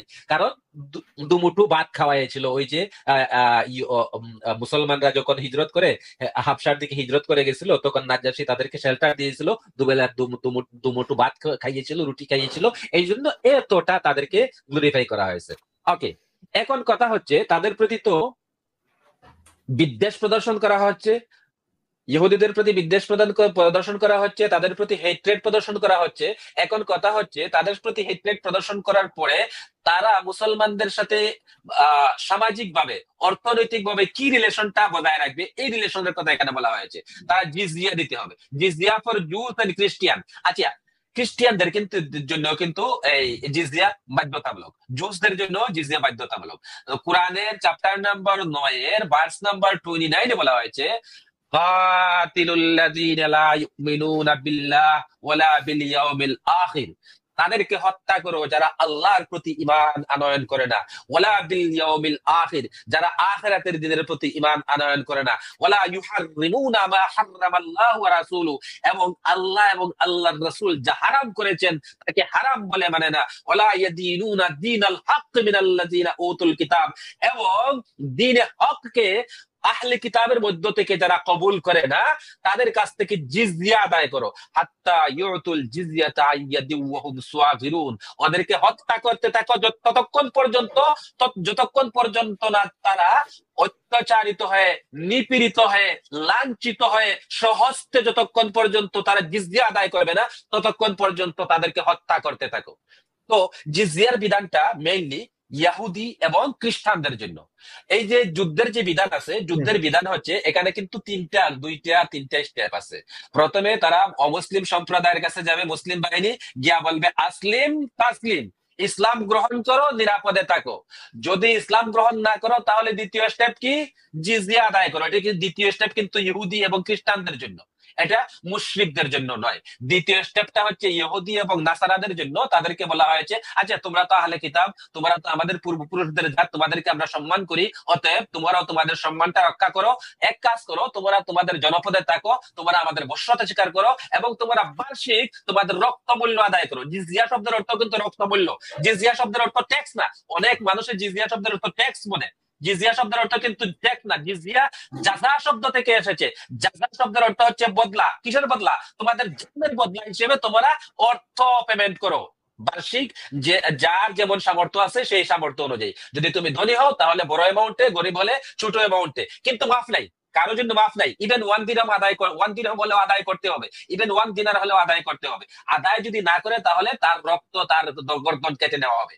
তো তারা তাদের রক্ত মূল্য দিয়ে তাদের জনপদে থাকতে পারবে মুসলমানের বশ্যতা স্বীকার করে। আর তারা তাদের রক্ত মূল্য কিভাবে দিবে? নিজের হাতে কালেক্টরের কাছে আইসিয়া নিজের হাতে অপমানিত হয়ে, লাঞ্ছিত হয়ে তাদের রক্ত মূল্য পরিশোধ করে যাবে। যিনি রক্ত মূল্য গ্রহণ করবেন তিনি ওই ইহুদি খ্রিস্টানদের দাড়িতে মুঠ করে ধরে একটা গালে একটা থাপ্পড় মেরে বলবেন না জিজিয়ে পাইছি, এই রকমের অপমানিত করে দেবে। তারপরে কি বলা হয়েছে? Jewish are disgraced monkey। আচ্ছা, জুইশদেরকে বান্দর টান্দর ইত্যাদি বলা হয়েছে। কোথায় বান্দর টান্দর বলা হয়েছে আমি বলি।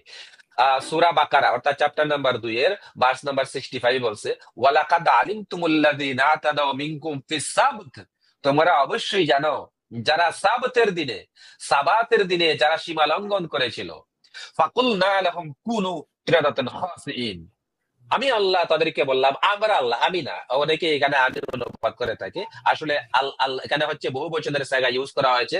আমরা আল্লাহ তাদেরকে বললাম কুনু কিরাদাতান খাসিইন, তোমরা বানরে পরিণত হয়ে যাও। তাদেরকে বানর বানিয়ে দেওয়া হয়েছে।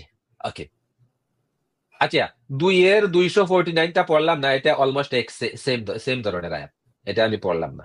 এখন 3 এর চ্যাপ্টার নাম্বার 3 এর 139 আয়াতে কি বলা হয়েছে? ওয়ালা তাহিনু, আচ্ছা এটাও পড়লাম না, এটা অন্য রিলেটেড।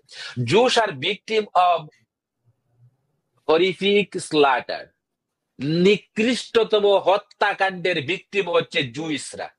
কি বলছে আল্লাহ দেখেন, 33:61 আল্লাহ বলছে মালউনিনা আইনামা সুকিফু উখিযু ওয়া কুতিলু তাকতিলা, cursed wherever they are found, they will be seized and killed with a horrific slaughter। যেখানেই তাদেরকে পাওয়া যাবে সেখানেই অভিশপ্ত অবস্থায় তাদেরকে গ্রেফতার করা হবে এবং ভয়ঙ্কর রূপে তাদেরকে জবাই করে হত্যা করা হবে। দেখেন জুসদের প্রতি কতটা নিকৃষ্টতম অনুভব মুসলমানের, আল্লাহ এবং রাসূলের এবং তার সাহাবীদের। তারপরে জুসদের সম্পর্কে কি বলছে? তারপরে জুসদের সম্পর্কে কোরআনে বলছে poverty and humiliation has been stamped over the Jews, অর্থাৎ বলা হয়েছে যে লাঞ্ছনা এবং বঞ্চনা এবং দারিদ্রতা ইহুদিদের নিত্যদিনের সঙ্গী। আচ্ছা ভাই, আপনারা কি কসম করে বলতে পারবেন আজকের দিনে যে সমস্ত ইহুদিরা আছে ওরা কি কোথাও লাঞ্ছিত অবস্থায় আছে? আজকের দিনে যে সমস্ত ইহুদিরা আছে তারা কি কোথাও দরিদ্র সীমার নিচে বসবাস করে? আজকের দিনে তো, আজকের বিশ্বটা তো হ্যান্ডেল করে ইহুদিরা, ওরাই হচ্ছে মাল্টি মিলিয়নিয়ার। ওদের উপরে কোনো ধনী ব্যক্তি আর পৃথিবীতে নাই, অথচ কোরআনে বলছে এরা নাকি দরিদ্র সীমার নিচে বসবাস করবে অল দা টাইম। তাহলে কোরআনের ভবিষ্যৎবাণী মিথ্যা প্রমাণিত হয়ে গেল না? আর কোরআনের ভবিষ্যৎবাণী যদি মিথ্যা প্রমাণিত হয়ে যায় তাহলে কোরআন মিথ্যা প্রমাণিত হতে আর কত দূর বাকি থাকে? ইমরান ভাই। না ভাই, আপনি একদম দিবালোকের নাই স্পষ্ট যে এই কোরআনের ভবিষ্যৎবাণী মিথ্যা। বর্তমান যারা মানে কি বলবো ইহুদি সম্পর্কে কে না জানে ভাই, তারপরেও এই কথা ওরা বিশ্বাস করবে না যে কোরআনে ভুল আছে, কোরআনের ভবিষ্যৎবাণী ভুল প্রমাণিত হয়েছে। বিশ্বাস করবে কি করবে না আমি জানি না, তবে আপনি যদি এই কথা বলেন আপনার কল্লা কিন্তু থাকবে না। মানে এটাই হচ্ছে ওদের জবাব। মানে ওরা সবসময় চেঁচাবে যে কোরআনে কোনো ভুল নাই, কোরআনে কোনো ভুল নাই, কোরআনের ভবিষ্যৎবাণী ভুল নাই, রাসূল যা বলেছেন তা সত্য, কোরআন যা বলেছে তা সব সত্য, একটা ভুল থাকলে প্রমাণ করে দেখাবেন তো আপনার কল্লা। আচ্ছা আচ্ছা, স্বীকার করুক বা না করুক, দিবালোকের ন্যায় যা সুস্পষ্ট তা তো আমাদেরকে বলতেই হবে। কোরআনে কি ভবিষ্যৎবাণী করছে? কোরআন বলছে ইহুদিরা যেখানেই থাকবে তারা পভার্টি লেভেলের নিচে থাকবে, দারিদ্র সীমার নিচে বসবাস করবে। ইহুদিরা যেখানেই থাকবে লাঞ্ছিত অবস্থায় থাকবে, বঞ্চিত অবস্থায় থাকবে। কিন্তু আজকের দিনে আমরা কি দেখি? ইহুদিরা সারা বিশ্ব লিড করছে। ইহুদিরা সারা বিশ্বের মিলিয়নার, মাল্টি বিলিয়নিয়ার। দুরিবা তালাই 3:112 বলছে, দুরিবা তালাইহিমুদ্দিল্লাহ, তাদের উপরে, ইহুদিদের উপরে আল্লাহ জিল্লা মানে হচ্ছে লাঞ্ছনা, বঞ্চনা একদম নিত্য সঙ্গী করে দিয়েছেন। এটা হচ্ছে বরং ভাই কোরআনের আমরা এর ভবিষ্যৎবাণী। উল্টোটা দেখছি, আমরা এর উল্টোটা দেখছি। মুসলিমরাই যুগে যুগে কি বলবো, এখন আমি যদি বাংলাদেশের প্রেক্ষাপটের কথা বলি, আপনি দেখুন ভাই বাংলাদেশে যত মুসলিম আছে, হ্যাঁ বিশেষ করে মুসলিমদের মধ্যে যারা একদম ইসলামের কর্ণধার, যারা আলেম ওলামা, তাদের ইনকাম সোর্স কি? তারা মানুষের বাড়িতে বাড়িতে খাচ্ছেন, মসজিদের ইমাম খতিব বলেন, মাদ্রাসার শিক্ষক বলেন। এই যে আমরা ভাই মাদ্রাসা পড়েছি, আপনি জানেন মাহফিলের জন্য বাঁশ কালেকশন করতে হয়েছে আমাদেরকে, তারপরে হচ্ছে চাল কালেকশন করতে হয়েছে। মাদ্রাসা চাল নাই, চাল দাও, মানুষের কাছে কাছে দাঁড়ে দাঁড়ে গিয়ে ঘরে ঘরে গিয়ে মানুষের কাছে খুঁজেছি। তো প্রত্যেকটা আলেমদের ভবিষ্যৎ এরকমই, পেট তো এইভাবেই চলছে। তো ওরা সৃজনশীল কোনো কর্ম করে কিনা ভাই? নাই, আমরা কিছু দেখছি না কোনো। ভিক্ষাবৃত্তি, ভিক্ষাবৃত্তি স্টাম্প এক করে দেওয়া হয়েছে মোল্লাদের কপালে। ভিক্ষাবৃত্তি ইহুদিদের কপালে স্টাম্প করে দেওয়া হয় নাই। ইহুদিরা যেখানে আছে ভালো আছে, সম্মানের সাথে আছে। ইহুদিদের প্রতিষ্ঠানে জব করে সারা পৃথিবীর মানুষ ইনকাম করে, সারা পৃথিবীর সব মানুষ ইনকাম করে না, ম্যাক্সিমাম মানুষ ইনকাম করে। আর ওই ইহুদিদের অফিসে যারা ক্লার্কের কাজ করে, কেরানির কাজ করে, ওই কেরানিদেরকে তোমরা ওয়েলিং করে তাদের কাছ থেকে পয়সা লিল্লা নিয়ে তোমাদের মসজিদ চালাও, তোমাদের মাদ্রাসা চালাও, তোমাদের ঘর চালাও, তোমাদের বিবি চালাও, তোমাদের বাচ্চা চালাও, তোমাদের গ্রোসারি শপিং করো। এই কেরানি গুলার দেখে ওয়েলিং করে। আর এই কেরানি গুলার এদের স্যালারি কারা দেয়? এই কেরানি গুলাদের মিলিয়ন মিলিয়ন ডলারের স্যালারি দেয় ইহুদিরা। ইহুদি প্রতিষ্ঠানে এই কেরানি গুলাই জব করে। তো আমি কাউকে ছুটু করতেছি না, আমি জবটাকে একরকমের স্লেভারি মনে করি। তো জব যারা করে তারা মনে করার দরকার নাই যে আমি রাজা বাদশাহ কিছু একটা হয়ে গেছে। তুমি একটা চাকর, চাকরের চেয়ে বেশি কিছু নও। তুমি একটা কেরানি। আরে ভাই, অনেকে তো বুক ফুটায় বলে আমি অফিসার, আমি ম্যানেজার, আমি এমডি, আমি ডিএমডি। তুমি বাল, তুমি জাস্ট একটা কেরানি। সরি ভাই। আল্লামা আচ্ছা, জাসিস ভাই, দীর্ঘ সময় হয়ে গেল, আমার কাছে মনে হয় খুব সংক্ষেপে শেষ করে দেওয়া উচিত। ও হ্যাঁ হ্যাঁ, আমি আমি বলছিলাম এটা হ্যাঁ, খুব সংক্ষেপে শেষ করে দিব। ওকে, আমি দ্রুত পরে শেষ করে ফেলতেছি। ওকে, 3:112 বলছে দুরিবা তালাইহিমুদ্দিল্লাতু আইনামা সুকিফু ইল্লা বিহাবলিম মিনাল্লাহি ওয়া হাবলিম মিনান নাস। ইহুদিদেরকে যেখানেই পাওয়া যাবে ওরা মানুষের বাহুডোরে থাকবে এবং আল্লাহর বাহুডোরে থাকবে, অর্থাৎ মানুষের ডমিনেটিং এর মধ্যে থাকবে এবং আল্লাহর ডমিনেটিং এর মধ্যে থাকবে। কিন্তু আমরা তো দেখতেছি পৃথিবীতে যেখানে ইহুদিরা আছে ওরা সারা পৃথিবীর মানুষকে ডমিনেট করতেছে, ইভেন ওরা আল্লাহকে ডমিনেট করতেছে।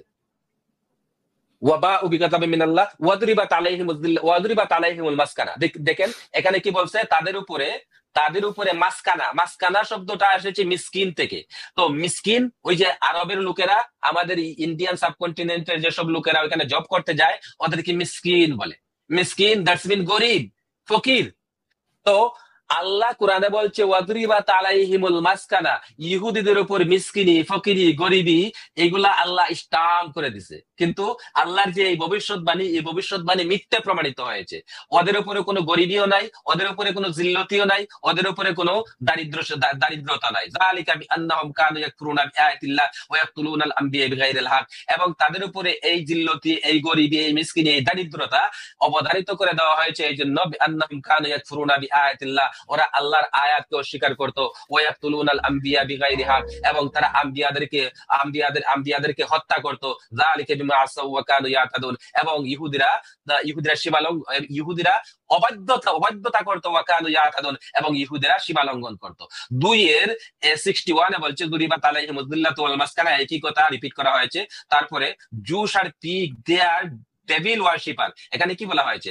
5:60 বলছে কুল হাল উনাব্বিউকুম বিশাররিম মিন যালিকা মাসুবাতান ইনদাল্লাহ আমি কি এর চাইতে আরো আরো আরো নিকৃষ্টতম কিছু কিছু বলবো? আল্লাহ বলতেছেন মাল্লানাহুল্লাহু ওয়া গাযিবা আলাইহি, আল্লাহ তাদের উপর অভিশাপ করেছেন, ওয়া গাযিবা আলাইহি, তাদের উপর গজব নাযিল করেছেন, ওয়া জাআলা মিনহুমুল কিরাদাতা, এবং তাদেরকে বান্দর বানিয়েছেন, ওয়াল খানাজিরা, তাদেরকে খিনজির বানিয়েছেন। খিনজির মানে কি? ওই যে শুকর, শুকর। ওয়া আবাদাত তাগুত, এবং তাদেরকে তাগুতের বান্দা করেছেন, অর্থাৎ তারা তাগুতের ইবাদত করে। অর্থাৎ ইহুদিদের বদনাম আর বদনাম, ইহুদিদের বদনাম আর বদনাম। উলাইকা শাররুম মাকানা ওয়া আদাল্লু আন সাওয়াইস সাবিল, এটা হচ্ছে নিকৃষ্টতম স্থান, ওয়া আদাল্লু আন সাওয়াইস সাবিল, এবং পথভ্রষ্টতা। তারপরে কি বলছে? মাসাকার অন জুইশ বাই মুসলিম। আচ্ছা, এখন আমি হাদিসে চলে আসছি। হাদিস সহিহ মুসলিমের হাদিস নাম্বার হচ্ছে 2922। এখানে আল্লাহর রাসূল কি বলছে? আচ্ছা, এইগুলার অনুবাদ আমি করতে পারি না, অ্যাড করার সময় পাই না, আমি বলে দিচ্ছি, পরবর্তীতে আমি অনুবাদ অ্যাড করবো। হাদিস সহিহ মুসলিম হাদিস নম্বর 2922, sunnah.com এ যাবেন, এখানে নিচে দেওয়া আছে, আবার ইউআরএল দেওয়া আছে। ইউআরএল ক্লিক করলে আপনি ডাইরেক্ট sunnah.com এ ঢুকে এই হাদিস পাবেন, আপনি ক্রস ভেরিফাই করতে পারবেন। এখানে কি বলছে? লা তাকুমুস সাআতু হাত্তা ইউকাতিলুল মুসলিমুন আল ইয়াহুদ, কিয়ামত ততক্ষণ পর্যন্ত হবে না যতক্ষণ পর্যন্ত মুসলমানরা ইহুদিদেরকে সমূলে নির্মূল না করবে। হাদ্দাসানা কুতাইবা। আচ্ছা, ওই যে দাওরায়ে হাদিস কিভাবে পড়ানো হয় বলি, এখন একটু বলি। হাদ্দাসানা কুতাইবা আন সাঈদ হাদাসানা ইয়াকুব ইয়ানি আব্দুর রাহমান আন আলা নবিহা নবী হুরায়রা আন রাসূলুল্লাহ সাল্লাল্লাহু আলাইহি ওয়াসাল্লাম ক্বালা লা তাকুমু সাআতু হাত্তা ইউকাতিলুল মুসলিমুনা ইয়াহুদ ওয়া ইয়াকতুলুল মুসলিমুনা হাত্তা ইয়াকতুলুল ইয়াহুদি মিন ওয়ারা'i হাজরা ওয়া শাদর ওয়া ইয়াকুলু হাজরা ওয়া শাদর ইয়া মুসলিমান আব্দুল্লাহ ইয়াহুদি নকালিফ ফাতাআলা ফাদল ইল্লা গাযওয়াতা ফা ইন্না মিন শাদর ইয়াহুদ। শেষ, হাদিস পড়া শেষ। এই যে দাওরায়ে হাদিস এইভাবে পড়া হয়, আর কোনো কিছু না। তো আপনি হাদিস কি বুঝবেন ভাই? হাদিসের না আছে কোনো অনুবাদ, না আছে কোনো ব্যাখ্যা, না আছে কোনো এক্সপ্লেনেশন, কিছুই না, এইভাবে হাদিস পড়ানো হয়। তো মুল্লারা হাদিস পড়ে, দাওরায়ে হাদিস পড়ে, ওই হাদিসের কি জানবে? কোরআনের কি জানবে আর ইসলামের কি জানবে? কোরআন জানতে হলে, ইসলাম জানতে হলে, হাদিস জানতে হলে আপনাকে দাওরায়ে হাদিস পাস করে তারপরে ঠান্ডা মাথায় হাদিসের বুক নিয়ে বসতে হবে, তারপরে আপনি হাদিস জানতে পারবেন, তাফসীর জানতে পারবেন। এর আগে আপনি জানতে পারবেন না। আদারওয়াইজ আপনি দাওরায়ে হাদিস পড়ে মূর্খ হতে পারবেন, আলিম হতে পারবেন না। ওকে, তো এখানে কি বলতেছে? আন আবি হুরায়রা আন্না রাসূলুল্লাহ সাল্লাল্লাহু আলাইহি সাল্লাম قال, এই হাদিসটি আবু হুরায়রা থেকে বর্ণিত। লা তাকুমুস সাআতু হাত্তা ইউকাতিলুল মুসলিমুনা আল ইয়াহুদ, কিয়ামত ততক্ষণ পর্যন্ত প্রতিষ্ঠিত হবে না, সংগঠিত হবে না যতক্ষণ না পর্যন্ত মুসলমানরা ইহুদিদেরকে সমূলে নির্মূল করবে, সমূলে হত্যা করবে, ততক্ষণ পর্যন্ত কিয়ামত হবে না। ফায়াকুতুলুহুমুল মুসলিমুন হাত্তা ইয়াখতাবিল ইয়াহুদিয়্যু মিন ওয়ারাইল হাজার, মুসলমানরা ইহুদিদেরকে হত্যা করতে থাকবে যতক্ষণ, এবং ইহুদিরা গাছের আড়ালে গিয়ে আত্মগোপন করবে, পাথরের পিছনে গিয়ে আত্মগোপন করবে। ফায়াকুলুল হাজার, তো পাথর বলবে, আবিশাজার, অথবা গাছ বলবে, ইয়া মুসলিম ইয়া আব্দুল্লাহ হাযা ইয়াহুদি, ও মুসলিম, ও আল্লাহর বান্দা, ও আল্লাহর মুজাহিদ, আমি পাথরের পিছনে একটা ইহুদি আত্মগোপন করে আছে, আমি গাছের পিছনে একটা ইহুদি আত্মগোপন করে আছে, তুমি এদিকে আসো, ফাকতুলহু, ওকে হত্যা করো। ইল্লাল গারকাদ, কিন্তু এই মেসেজটা কিন্তু গারকাদ নামে একটা বৃক্ষ আছে, এই বৃক্ষ এই মেসেজটা দিবে না। ফা ইন্নাহু মিন শাজারিল ইয়াহুদ, নবী, আল্লাহর নবী বলছে এই গারকাদ বৃক্ষ নাকি ইহুদিদের বন্ধু। এই জন্য ইহুদি যদি গারকাদ বৃক্ষের পিছনে গিয়ে আত্মগোপন করে, গারকাদ বৃক্ষ এই মেসেজটা কোন মুসলিম মুজাহিদকে দেবে না। আচ্ছা, deportation of Jewish from Arabian peninsula, আমি শেষ করে দিচ্ছি, হাদিসটা পরে আমি শেষ করে দিচ্ছি, আর যাবো না, লম্বা হয়ে যাচ্ছে, এই হাদিসটা পরে শেষ করে দিচ্ছি। হয়তো মাসুদ ভাইকে নিয়ে যদি আবার থার্ড পার্ট করি আমরা, তাহলে বাকিগুলা বলবো। আচ্ছা, সহিহ মুসলিম হাদিস নাম্বার 1767 এ, এখানে কি বলা হয়েছে? এখানে বলছে লা উখরিজান্নাল ইয়াহুদ ওয়ান নাসারা মিন জাজিরাতিল আরব হাত্তা লা আদা ইল্লা মুসলিমান। নবী বলতেছে, নবী কি বলতেছে? আমি অবশ্যই অবশ্যই ইহুদি এবং নাসারাদেরকে জাজিরাতুল আরব থেকে, আরাবিয়ান পেনিনসুলা থেকে বহিষ্কার করব, হাত্তা লা আদা ইল্লা মুসলিমান, মুসলমান ছাড়া আমি আরাবিয়ান পেনিনসুলাতে কোনো ইহুদি নাসারা রাখবো না। হাদিসটা অনেক লম্বা, আমি হাদিসের মূল অংশ বলে দিছি। এখন কথা হচ্ছে, আমাদের লাইভটা যেহেতু লম্বা হয়ে যাচ্ছে, আজকের মতো লাইভটা এখানে উপস্থাপনা শেষ করছি আমি। তো এখন যদি ইমরান ভাই জি। আমি যে হাদিস বা কোরআনের আয়াতের উপরে আলোচনা করলাম, এর উপরে আপনার যদি কোনো কমেন্ট্রি থাকে তাহলে দিতে পারেন। আর তারপরে যদি কারো কোনো মেসেজ নিয়ে, কোনো কমেন্ট নিয়ে কথা বলতে চান, তাও বলতে পারেন। আমি উপস্থাপনা এখানেই শেষ করলাম। না ভাই, যথেষ্ট সুন্দর হয়েছে এবং সাবলীল হয়েছে, এবং আপনি তো দেখিয়ে দেখিয়ে এই সবগুলো হাদিস সহিহ, এবং এগুলো খুবই স্পষ্ট। অনেক সময় আমরা মাহফিলে এই সমস্ত আলোচনাগুলো শুনি, যদিও খুব বিজ্ঞজনরা, খুব ধুরন্ধর আলেমরা এগুলো বলেন না, এগুলো বলে জনপ্রিয়তা নষ্ট করেন না, কিন্তু এগুলো কিছু কিছু আলেম ওনারা বলেন এগুলো প্রতিনিয়ত, এবং স্পষ্ট। আমরা মাদ্রাসায় যারা পড়েছি তারা নিশ্চয়ই এগুলো জানি এই কথাগুলো। এই যে আমাদের হুজুররা সবসময় বলতেন যে ইয়াহুদিরা নাকি গারকাদ গাছটি লাগানো শুরু করেছে। তো এই যে একটা মেসেজ হাইলাইট করলাম, মানুষ কি দুষ্টু রে ভাই, গাছটা কি ইহুদি থেকে ঘুষ খাইছে? কি বলবেন ভাই, আপনি আপনি একটু কিছু বলুন। গাছটা ইহুদিদের কাছ থেকে ঘুষ খায় নাই, কিন্তু গাছগুলা ইহুদিদের কাছে কৃতজ্ঞ আছে, ঋণী আছে। ইহুদিদেরকে এখন যে স্থানে পুনর্বাসন করা হয়েছে ইসরায়েলের, ওই এলাকাটা অলমোস্ট মরুভূমি ছিল। ওরা এই বাঞ্জর জমিকে, ওরা এই অনুর্বর জমিকে উর্বর করেছে। কিভাবে অনুর্বর জমিকে উর্বর করতে হয় ইহুদিরা ভালো করে জানে। এটা মরুভূমি ছিল, এই মরুভূমিকে তারা সবুজে সবুজ অরণ্য করে ফেলছে। তারা এখানে পানি সেচন করছে, তারা এখানে পলি মাটি জাতীয় মাটি এড করেছে, তারপরে এখানে গাছ বাগান, ফুলের গাছ লাগাইছে, ফলের গাছ লাগাইছে। সেখান থেকে তারা ভুট্টা চাষ করতেছে, গম চাষ করতেছে, ডাল চাষ করতেছে। অতএব গাছগুলা অবশ্যই তাদের কাছে ঋণী আছে। তোমাদের মুহাম্মদের সারা জীবনে একটা গাছ লাগাইছে, তোমরা বলতে পারবা? না, পারবা না। আল্লামা জাস্টিস ভাই, এই গাছটা কি আসলে আছে? মানে এই গাছটা না কি আমি নাস্তিক না গাছ নাকি আমাদের এটা? আমাদের আমাদের লাইভে একজন ইহুদি, ইসরায়েল থেকে একজন ইহুদি যুক্ত হয়। ওনাকে আমরা জিজ্ঞেস করছিলাম, ভাই ভাই আপনারা কি গারকাত গাছের করতেছেন, চাষ করতেছেন? বলতেছে উনি, ভাই গারকাত গাছ যে কি হয় আপনার জিন্দিগিতে নামও শুনি নাই। মানে কুছ ভি, মানে একটা জিনিস বলে দিয়েছে, কুছ ভি মানে, বাহ! মানে এই যুগে আসলে এই জন্যই তো নবী বের হচ্ছে না এখন। এই যুগে আসলে ধরা খেয়ে যেত। আর 1400 বছর আগের মানুষগুলো কতটা সহজ সরল মনে হলে এই কথাগুলো বলেছে। আর তারা এই যে এই কুরমু কুরুমু, উনি থাকলে তো এই নবীকে এই প্রশ্ন করে ফেলতেন যে এই গাছটাকে ইহুদিদের থেকে ঘুষ খাইছে। নবী আসলে কি উত্তর দিতেন আমি খুব ভাবছি। আচ্ছা, আপনি আপনি যে কমেন্টের আনসার দেন ওইটা হাইলাইট করে দেন, তাহলে আমিও দেখবো। আপনি হয়তো খুব আহ কষ্ট করে দেখতেছেন। আচ্ছা, না এই যে আমি একটা হাইলাইট করেছি, আপনি আপনি কিছু কমেন্ট করতে পারেন, কারণ না, না, কারণ হচ্ছে কি, মানে ওই যে যে মেসেজটা আপনি পড়তে চান, যেটা মনে করেন মোস্ট ইম্পর্টেন্ট, এটার উপরে আচ্ছা ক্লিক আচ্ছা আচ্ছা করবেন, এটার উপরে ক্লিক করবেন, চলে আসবে। আবার হাইডে ক্লিক করবেন, চলে যাবে। আচ্ছা আচ্ছা আচ্ছা। জাস্ট ক্লিক করবেন, মেসেজটার উপরে চলে আসবে। হুম হুম। আচ্ছা, তাহলে আমরা মনে হয় আর দেরি না করি। সংক্ষেপেই হ্যাঁ, সংক্ষিপ্ত হয়েছে, 2 ঘন্টা প্লাস হচ্ছে। 2 ঘন্টা প্লাস। অনেকের অনেক প্রশ্ন আছে, আমরা দেখছি আসলে আপনারা প্রশ্ন করছেন। আমরা তবে আসলে কিছু 10 প্রশ্নের থেকে উত্তর দিতে গেলে আমরা আমাদের আসলে কথা আমাদের। আমরা আসলে আজকের লাইভে ঢুকছিলাম 10 থেকে 15 মিনিট কথা বলবো, হ্যাঁ তারপরে হ্যাঁ, বের হয়ে যাব। আজকে আর কারণ মুফতি মাসুদ ভাই আমাদের সাথে নাই, উনি ইমার্জেন্সি কারণে অন্য কোথাও গেছেন। তো আমরা ভাবছিলাম আজকের লাইভটা আমরা পুষ্পান্ডই করে দিব। তো ইমরান ভাই জি। বলতেছেন না, পুষ্পান্ড করার চাইতে আমরা আমাদের যেহেতু প্রিপারেশন আছে 15 থেকে 20 মিনিট কথা বলি। এই 15 থেকে 20 মিনিট কথা বলতে বলতে আমি ইমরান ভাইকে আগে বলছিলাম যে 15-20 মিনিট লাইভ করে শেষ হবে না ভাই, ঘন্টার পর ঘন্টা কথা বললেও কথা শেষ হবে না। হ্যাঁ, দেখছেন? 2 ঘন্টা প্লাস হয়ে গেল। আমরা চাচ্ছি না আর কষ্ট দিতে। আপনাদের অনেক প্রশ্ন আছে, অনেক জিজ্ঞাসা আছে, সমস্ত প্রশ্নের উত্তর এবং সদুত্তর দিতে হলে আসলে অনেক সময়ের দরকার। তবে দেওয়া দেওয়া হবে পরবর্তী লাইভে, কিংবা আমার কন্টেন্ট তো আছেই, বানাচ্ছি। সময় লাগবে, আসলে অনেক সময় লাগে, অনেক পড়াশোনা করতে হয়। আন্দাজে কথা বললে আলেমদের মতো যা বলবো রেফারেন্স ছাড়া, এটা খুব সহজ।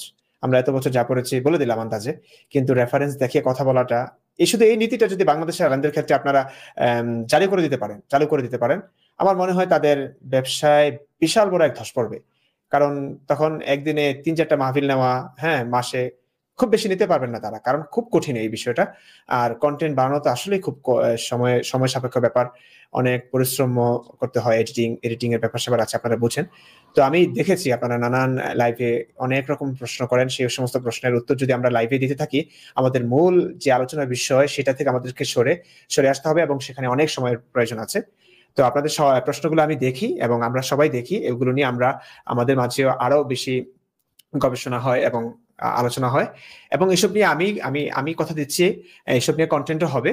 এবং আমরা আল্লামা জাস্টিস আছেন, মাসুদ ভাই আছেন, সবাই মিলে আমাদের লাইভ হয়ে এইসব নিয়ে আলোচনা ধাপে ধাপে ধীরে ধীরে সবকিছু হবে। শুধুমাত্র অপেক্ষা করুন এবং ধৈর্য ধরুন। অনেকক্ষণ সঙ্গে ছিলেন, ধৈর্যের সঙ্গে। আপনাদের কাছে আমরা কৃতজ্ঞ। অনেক অনেক ধন্যবাদ, ভালোবাসা। ভালো থাকুন, সুস্থ থাকুন। আল্লামা জাস্টিস ভাই, আপনাকে অসংখ্য ধন্যবাদ। অনেক তথ্য সমৃদ্ধ আলোচনা করেন এবং রেফারেন্স দেখি, এটা অনেক সময় সাপেক্ষ ব্যাপার, আমি বুঝি ভাই। আমি জানি না আপনি কি করেন, তেমন একটা কথাবার্তা হয় না পার্সোনালি। তো বুঝতে পারছি যে আপনি আসলে অনেক পড়েন, অনেক গবেষণা করেন। আলেমদের মতো না যে যা ইচ্ছা মুখে আসবে তা বলে দিবেন। আর আমাদের যে অডিয়েন্স আছেন, আমি মনে করি ভাই, এরা সবাই বিচক্ষণ, সবাই শিক্ষিত, মার্জিত, এবং যা তা বলে দিব তারা বিশ্বাস করবে তা না। আমরা রেফারেন্স দিয়ে কথা বলছি এবং কথা বলতে হচ্ছে, কারণ আমাদের অডিয়েন্স কতজন আছে জানি না, তবে একজনও যদি থাকে আমি মনে করি তারা খুবই আলোকিত মানুষ এবং খুবই বিচক্ষণ। তারা ৮-১০টা মুমিনদের মতো না। মুমিন যদি হয়ও তারা খুবই বিচক্ষণ। আশা করি আলো আসবে এবং আসুক সেই প্রত্যাশা। তো ঠিক আছে আল্লামা জাস্টিস ভাই, আপনার যদি কথা থাকে আপনি শ্রোতাদের উদ্দেশ্যে কিছু বলতে পারেন। আমি এখানে রাখছি। সবাইকে ভালোবাসা, ধন্যবাদ। তো আজকে আমাদের আলোচনাটা শোনার জন্য আমাদের সমস্ত অডিয়েন্সকে অনেক অনেক ধন্যবাদ। আর আমাদের ইমরান ভাই অনেক তথ্যবহুল আলোচনা করেছেন। ইমরান ভাই, আপনি তথ্যবহুল আলোচনা উপস্থাপন করার জন্য আপনাকে অনেক ধন্যবাদ। আর আমরা আজকে বিশেষ করে মিস করেছি আমাদের মুফতি মাসুদ ভাইকে। মুফতি মাসুদ ভাই বিশেষ অসুবিধার কারণে আজকে আমাদের সাথে যুক্ত হতে পারেন নাই। নেক্সট লাইভে অবশ্যই তিনি আমাদের সাথে যুক্ত হবেন।